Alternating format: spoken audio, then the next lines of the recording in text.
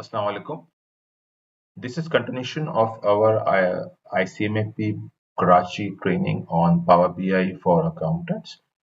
Uh, थोड़ा सा हमारा सेशन स्टूडेंट्स ने कहा था कि आप रिकॉर्ड करके दे दें, so I am going to perform the actions again and जब भी दिल चाहे आप लोग इसको इस्तेमाल कर सकते हैं।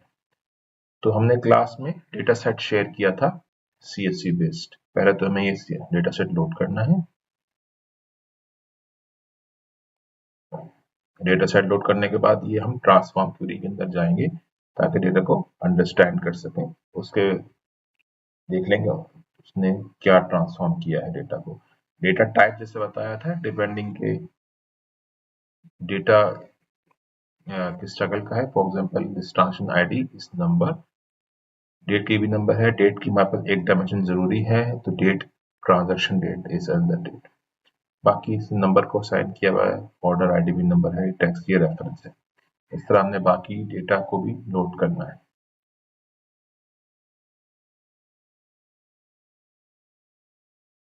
अकाउंट टाइप,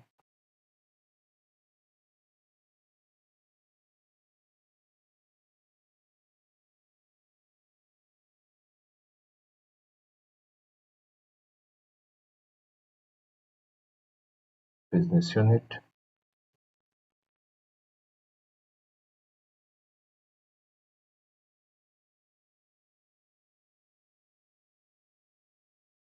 बिजनेस यूनिट को फॉर सम रीजन उसने इसको हेडर उसका नहीं काउंट किया है। तो हम अगर यहाँ सोर्स में गए और हमने हेडर काउंट कर दिया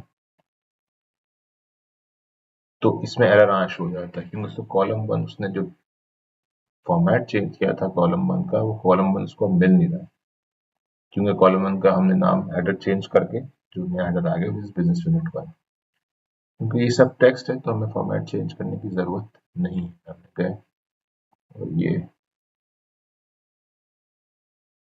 एक आखिरी हमने यूजर का भी डायमेंशन लोड कर लिया।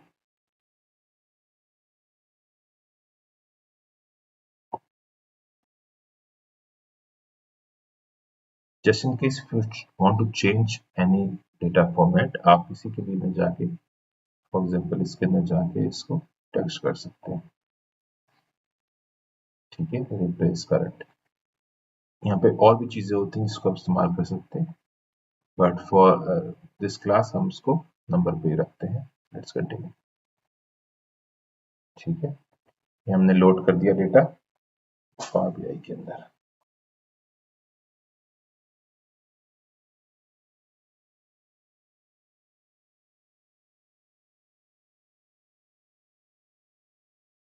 जो हमारा पैक का डेटा है तकरीबन 2 लाख रोज के ऊपर है, 3 साल का डेटा है।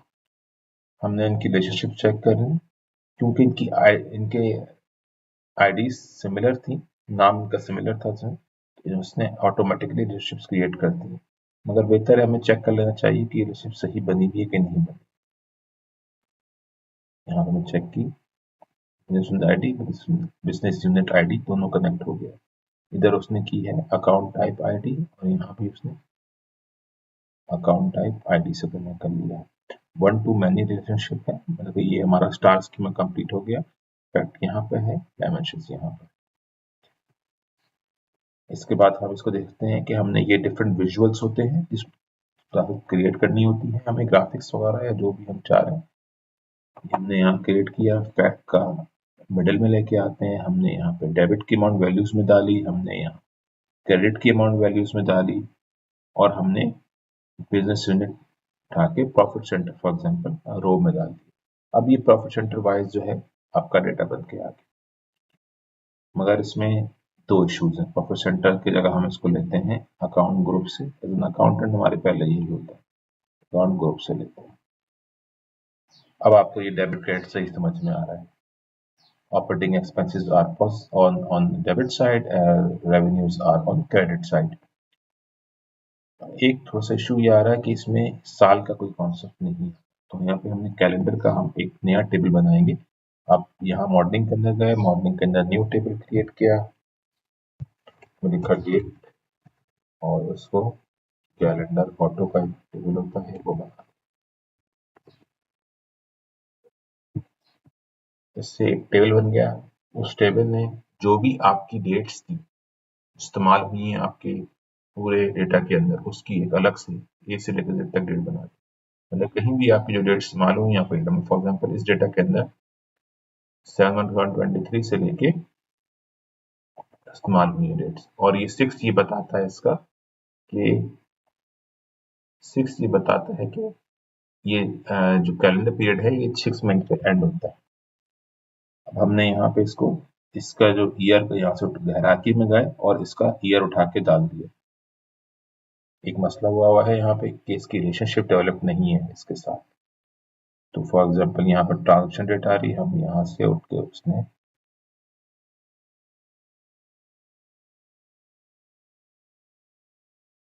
ये हमारा पूरा स्टार स्कीमा बन गया। देखें अब हमने यहाँ पे डाल दिया डेटा भी आ गया डेबिट एंड क्रेडिट का। एक सेकंड इशू आ रहा है कि यहाँ पे ये डेट आ रही है जबकि फाइनेंशियल डेट हमें फाइनेंशियल ईयर देना चाहिए।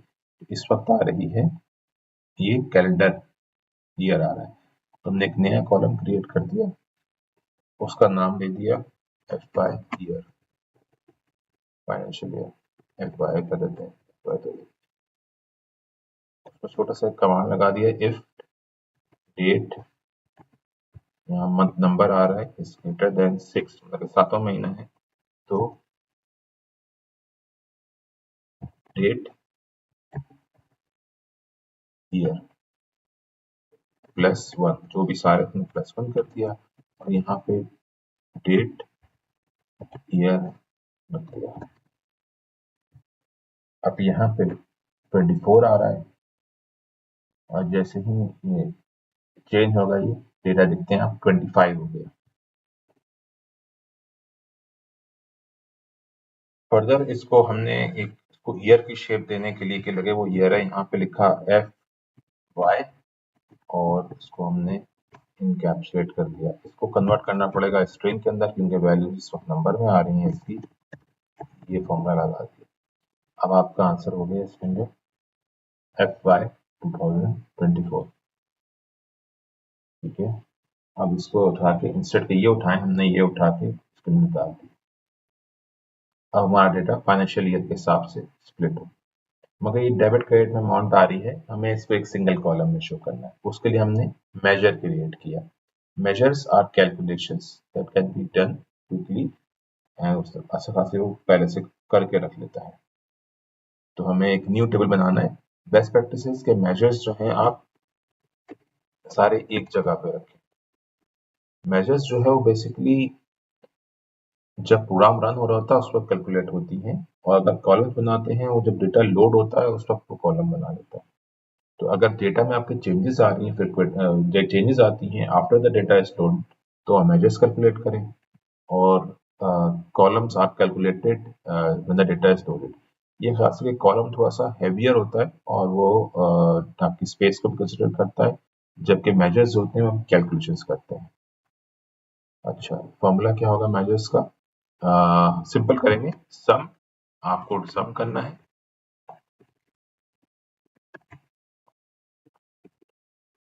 और आपने डेबिट अमाउंट को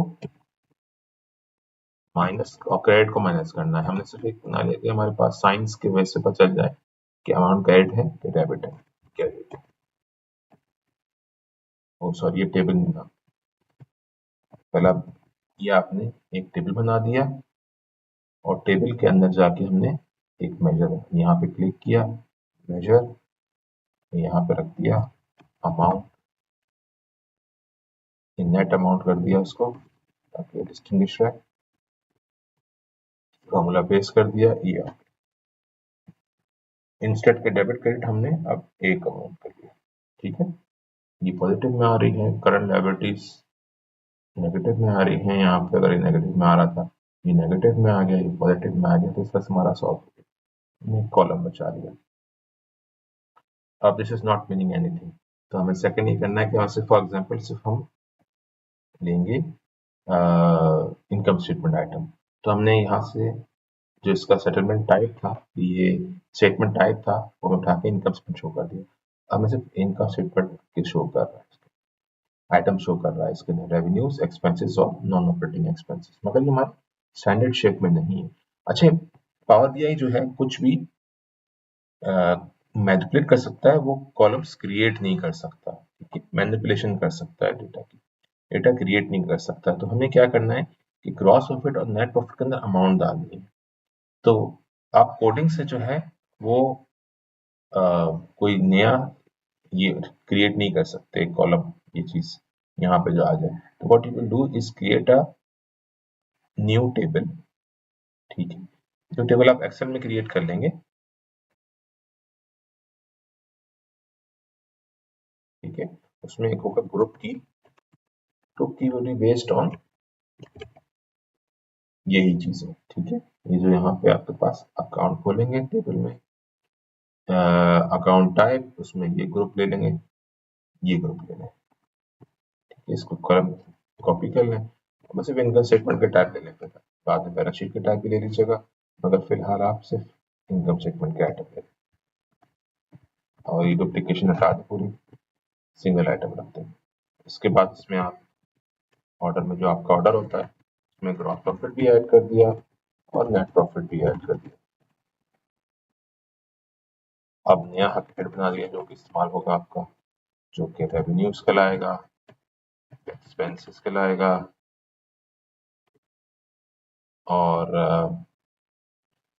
ग्रॉस प्रॉफिट कहलाएगा, और एडमिन एक्सपेंस कहलाएगा, या कुछ भी हो सकता है आपका जो फॉर्मेटिंग का टाइम, नेट प्रॉफिट कहलाएगा। आपने इनको ऑर्डर दे दिया 1 2 3 4 5 कर दिया, सेव करा इसको, टेम्पलेट वर्जन 1, ठीक है, इसको हमने लोड कर दिया डेटा सेट में अपने।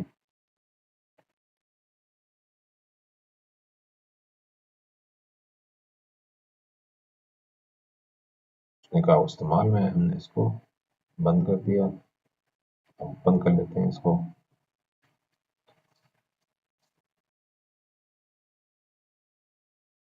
वो पूछेगा कौन सी शीट का डेटा लेना है आपने, जैसे एक्सेल का फाइल लोड करते हैं तो उसमें शीट का अलग अलग डेटा होता है, आपने ये ले लिया, इसको आपने ट्रांसफॉर्म किया,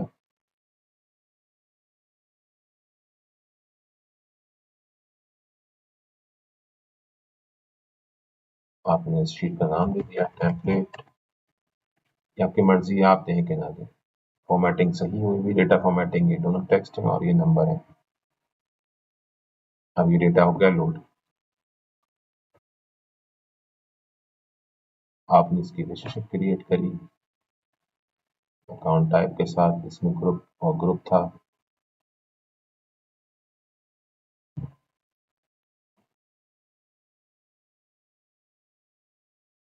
अब आपके पास आपने अकाउंट ग्रुप की जगह क्योंकि रिलेशनशिप आप क्रिएट कर चुके हैं, तो आपका डेटा जो है अब अकाउंट हेड के हिसाब से आ जाएगा, ठीक है।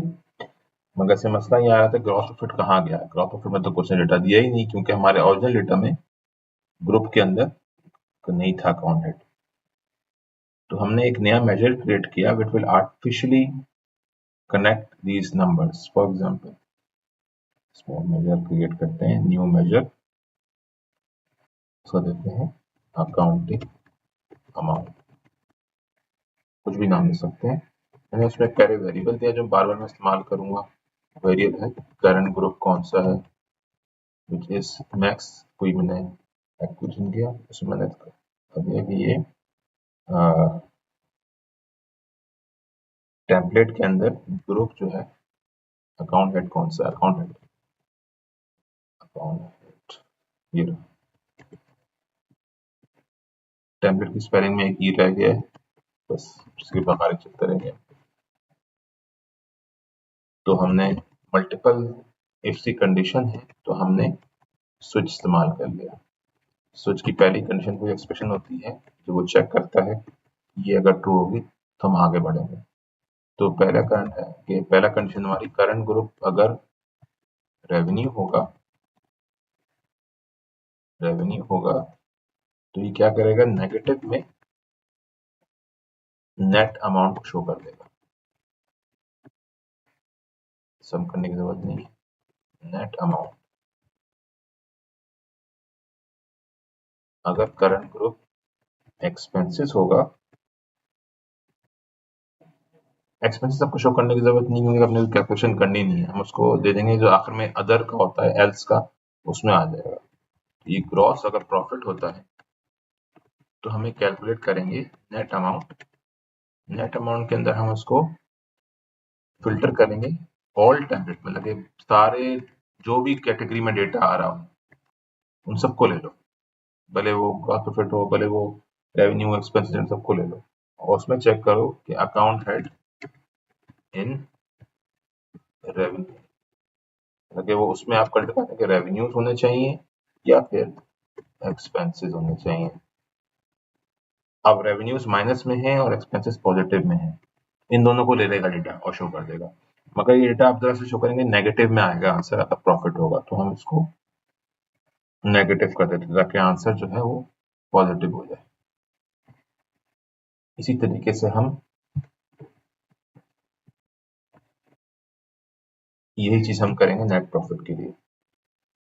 कॉमा डाला, नेक्स्ट नेक्स्ट कंडीशन में गए, current group is equal to net net, exact data चाहिए होगा और इसमें एक और कंडीशन ऐड कर दी, एडमिन एक्सपेंसेस। ठीक है, आखिरी कंडीशन हमारी है अदर्स।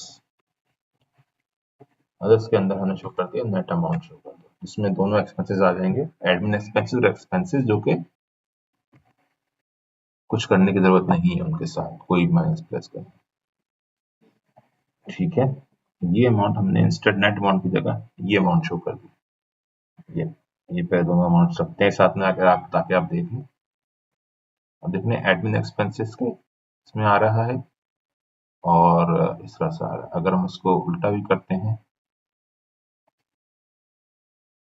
मगर इसके ऑर्डर आगे पीछे हो गया है, उसके साथ ये करते हैं कि हम गए टेबल में टेम्पलेट के, हमने यहाँ पे ऑर्डर आईडी ली थी मगर ऑर्डर आईडी ने सेट नहीं करी, हमने अकाउंट हेड सेलेक्ट करा, हमने इसको सॉर्ट किया और हमने ऑर्डर दे दिया।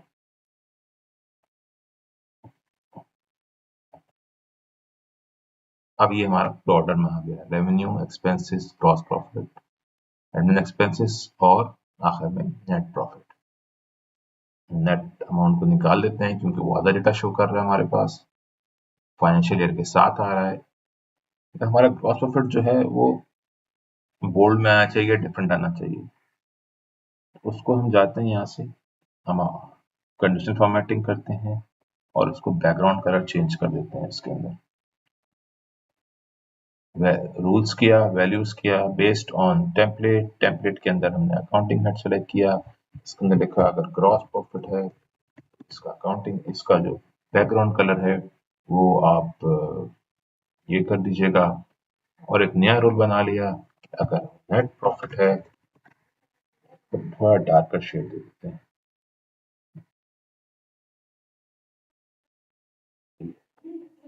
टोटल आ रहा है, इसकी कोई वैल्यू समझ में नहीं आ रही तो इसको टोटल्स हटा दिया, यहाँ थोड़ा सा स्क्रीन इसकी वो वैल्यूज वगैरह के साइज बढ़ा दिया, 50 कर दिया इधर और कॉलम्स को भी 15 कर दिया और इसको भी 15 कर दिया। ये F5 थोड़ा साइड पे हुआ है, इसको सेंटर करना है तो जो इसके सॉरी रो में आएगा,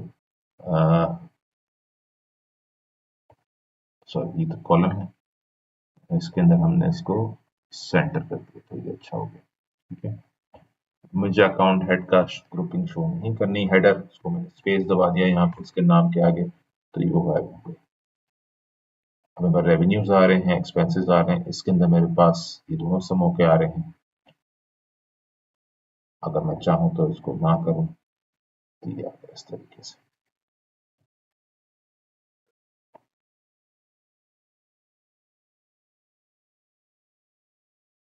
ठीक है, बाकी और कोई क्वेश्चंस हो तो आप मुझे जरूर कांटेक्ट कर सकते हैं। Thank you, Allah Hafiz, best of luck.